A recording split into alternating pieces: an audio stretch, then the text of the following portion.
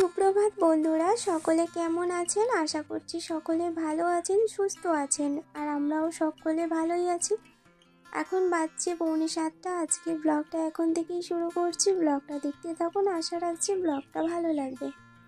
আমি উঠতে গিয়েছিলাম, তখন বাজছে 6টা। কারণ সকাল সকাল ওঠার কারণটা হচ্ছে বিয়ের সিজন পড়ে গেছে, সেহেতু আমাকে একটু কাজগুলো তাড়াতাড়ি সেরে রাখতে হয়। আর 6টার সময় উঠলাম না। আমার হাজবেন্ড বললো এখন বাইরে বেরিও না, কারণ তুমি বেরোলে বাবু উঠে পড়বে, আর বাইরে আজকে প্রচণ্ড কুয়াশা। তো সেই জন্য আর একটু ওয়েট করে 6:45টার সময় করে আমি উঠলাম। উঠে এই যে এখন ব্রাশটা করে নেব।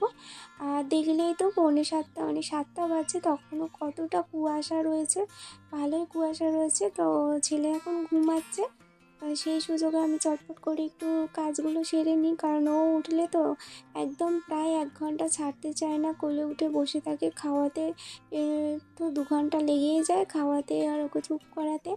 তো সেই জন্য আমার এইদিকের কাজগুলো করতে এখন খুবই দেরি হয়ে যায়। তো ব্রাশ করতে করতে একটু দেখছিলাম বীজগুলো যে ছড়িয়েছি, গাছ বেরিয়েছে। তো গাছগুলো কত বড় বড় হয়েছে দেখলাম, বেশ ভালোই বড় বড় হয়েছে। অনেক ধরনের গাছ লাগিয়েছি, আর আমার গাছ লাগাতে ভীষণ ভালো লাগে, সেটা ফুল গাছই হোক বা সবজি গাছই। এদিকে একটু লিকার চা বানিয়ে নিলাম, কারণ সকালে একটু লিকার চাই খাই। এর আগে আমাদের 2বার চা হয়ে গিয়েছে। আমার হাজবেন্ড আর আমার শ্বশুর মশাই, ওনারা চা খেতে ভীষণ ভালোবাসেন। তো আমার একটু গ্যাস অম্বলের প্রবলেম হচ্ছে বলে বাবা এই ওষুধগুলো আমাকে দিল, বললো লিকার চায়ের সাথে খেতে। এই ওষুধটা লিকার চা আর গরম জলের সাথে খাওয়া যায়। তো যেহেতু আমি চা খাচ্ছিলাম, সেহেতু ওটা চা দিয়ে খেয়ে নিলাম।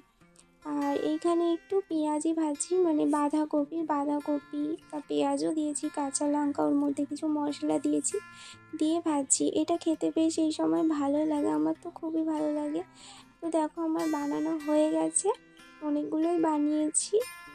তো এইগুলো দিয়েই আজকে মুড়ি খাওয়া হবে, মানে বাঁধাকপি পেঁয়াজি দিয়ে আজকে মুড়ি খাওয়া হবে। তো তারপরে আমি চলে এসেছি ওপরে। আর মুড়ি খাওয়াটা আমি সবার আগে বেশি টাইম করেই থাকি, কারণ দেখো ওপরে অনেকটা সময় চলে যাবে কাজ করতে আসলে। তো সেই জন্য মুড়ি খাবারটা বানিয়ে রাখলে ওরা নিজেরাও নিয়ে খেতে পারবে, এই জন্য আগে আমি বাবুকে খাইয়ে ওই কাজটা করে রাখি। তারপরে দেখো চলে এসেছি আমি ওপরে। তো ওপরের বিছানাটা এখন গুছিয়ে নিচ্ছি, আর উপরটা ঝাঁটও দিয়ে দেবো। তো সত্যি বন্ধুরা, কি জানো তো, পরিস্থিতি কখনো কারো বলে আসে না, কখন যে কি পরিস্থিতিতে মানুষ পড়ে যায় সত্যি বলা যায় না। তোমরা ভিডিওটা আমার দেখতে থাকো, তাহলে আজকে বুঝতে পারবে যে আমার সাথেও কী হয়েছে ঠিক। তো জানলাটাও খুলে দিলাম, আর আমি দেখো টুপিও পরে রয়েছি, কারণ ভীষণ ঠান্ডা বাইরে। আর টুপিটা না পরে বাইরে যদি কাজ করি, তো চাদর তো শুধু মাথা থেকে খুলেই যায়, চাদর তো থাকতেই চায় না, আর চাদর নিয়ে দেখবে কাজও হয় না। তো সোয়েটার টুপিটা পরলে কি হয়, কান থেকেই বেশি ঠান্ডাটা ঢোকে, তো অতটাও আর ঠান্ডা লাগে না, বেশ দিব্যি কাজও করা যায়। তো আমি দেখো ওপরটা পরিষ্কার করে স্নান করেও চলে এসেছি। আর আজকে আমি একটু শাড়ি পরেছি। তো শাড়ি পরাই হয় না, অনেকেই বলে আমাকে নাকি শাড়ি পরলেই বেশি ভালো লাগে, কিন্তু তাড়াহুড়োর মধ্যে তো নাইটিটাই তাড়াতাড়ি করে পরা হয়ে যায়।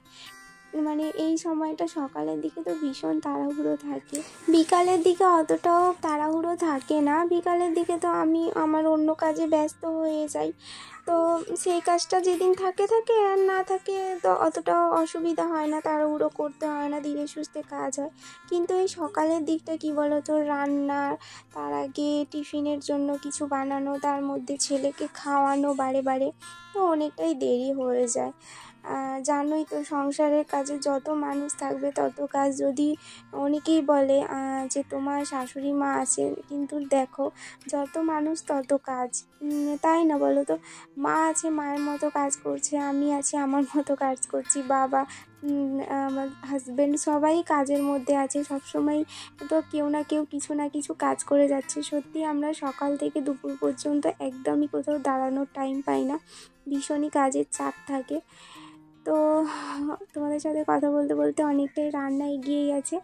আজকে একটু পাঁচমেশালি সবজি রান্না করছি, বাবা বললো এই তরকারিটা খাবে। কালকে করিনি, কারণ কালকে বাবাদের ভোজ ছিল, তো সেই জন্য আজকে করলাম, যেহেতু আজকে বাবার বাড়িতেই খাবে, কারণ কালকে খাইনি। আর বাবা বলছিল এই তরকারিটা করতে, ভাবলাম বাবা খাবে না আর করবো, তাহলে অন্য দিনই করবো, তো সেই জন্য আজকে করলাম।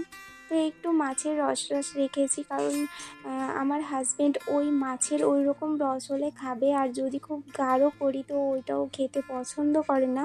আর আজকে যেহেতু ডালও করিনি, টকও করিনি, তো সেই জন্য একটু রস টাইপের করলাম, ভাতটা মাখিয়ে খেতে পারবে।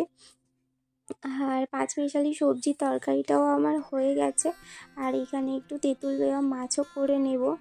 আর দেখো এই যে জোর দেওয়া আছে, তোমরা দেখতেই পাচ্ছ আমার গ্যাসটা পুরো শেষের পথে, গ্যাসটা এক্ষুনি শেষ হয়ে যাবে, শেষ হয়ে গেলে এই তরকারিটা হাফ হয়ে রয়ে যাবে। সত্যি ওই জন্যই বলে মানুষের কোথায় কখন কি পরিস্থিতি আসে কেউ জানে না, কেউ বলতেও পারে না। তো আমার সাথেও সেটাই হয়েছে। আজকে রান্না করতে করতে গ্যাসটা হয়ে গেল শেষ, প্রায় আমার অর্ধেক রান্না হয়ে গিয়েছে। অনেকক্ষণ থেকে বুঝতে পারছি যে জোর দিচ্ছে কি ব্যাপার, গ্যাসটা কেন এত কম জ্বলছে, হাওয়া দিচ্ছে বলে, কারণ আমি বারান্দায় রান্না করি আর পুরো বারান্দাটা তো আমাদের ফাঁকাই, আর এখন তো শীতের সময় ভালোই হাওয়া রয়েছে। তো তারপরে তো রান্না করতে করতে আমার গ্যাসটা শেষ হয়ে গেল, কিন্তু মোটামুটি আমার রান্না সব কিছু হয়ে গেছে, তোমরা দেখতেই পেলে। আর এখন যেহেতু 1টা বেজে গেছে, জল দিয়েছে, তো আমি এখন জল নিয়ে আসলাম। বললামই নয়, সকাল থেকে দুপুর পর্যন্ত আমরা কেউ বসার টাইম পাই না, খুবই তাড়াহুড়োর মধ্যে থাকি। আর দেখো এখন প্রায় সন্ধ্যে 6টা বাজছে, আর এখন আমি এই যে ওপরে এসেছি, ওপরে একটুখানি দুপুরে যে শুয়েছিলাম ওইগুলোও তোলা হয়নি, জানালাগুলোও বন্ধ করা হয়নি। বিকাল থেকে অনেকগুলো কাস্টমার ছিল, এক্ষুনি মাত্র ফাঁকা হলাম, আবারও হয়তো আসবে। তো সকালে তো বললামই এখন বিয়ের সিজন পড়ে গেছে, সেহেতু এখন তো কাস্টমার আসবেই। তার ফাঁকে ফাঁকেও আমাকে সংসারের কাজগুলো করতে হবে, তো বিছানাটা গুছিয়ে রাখলাম, জানালাটাও বন্ধ করে দিলাম। তাহলে কী হবে, ঘরটা একটু গরম হয়ে থাকবে। যদিও বা আমাদের মাটির ঘর অতটা ঠান্ডা নয়, তবুও তো ঠান্ডা ঢুকবেই জানালাগুলো খোলা থাকলে। আর এই যে জামা কাপড়গুলো একটা করে শুকনো হয়নি, তো ওইগুলোই আমি এখন ঘরের মধ্যে মেলে দিচ্ছি। আর শাড়িটাও চেঞ্জ করে একটা নাইটি পরে নিই। শাড়ি পরে নয়, ওপর নিচ করতে একটু আমার অসুবিধে হয়, কারণ আমাদের মাটির সিঁড়ি তো, আর অনেকটা উঁচু নিচু, কোনোটা হয়তো একটু মানে সামনাসামনি আছে, কোনোটা আবার অনেকটা দূরে পা দিতে হয়, তো সেই জন্য আমার খুব জড়িয়ে যায়, আর বারে বারে ওপর নিচ করতে হয় আমাকে। তো সেই জন্যই আমি সন্ধ্যেবেলা আর মানে শাড়িটা পরে থাকলাম না, শাড়িটা চেঞ্জ করে নিলাম। বাবু গিয়েছে ওর বাবার সাথে কাপড় জমা দিতে, তো নিচে এই যে চলেও এসেছে, আর এই যে মিষ্টি নিয়ে এসছে, কালো জাম, বেশ বড় বড় মিষ্টিগুলো নিয়ে এসছে, এগুলো মনে হয় 10 টাকা পিস, তো ওকে আমি এখন খাইয়ে দিলাম একটা।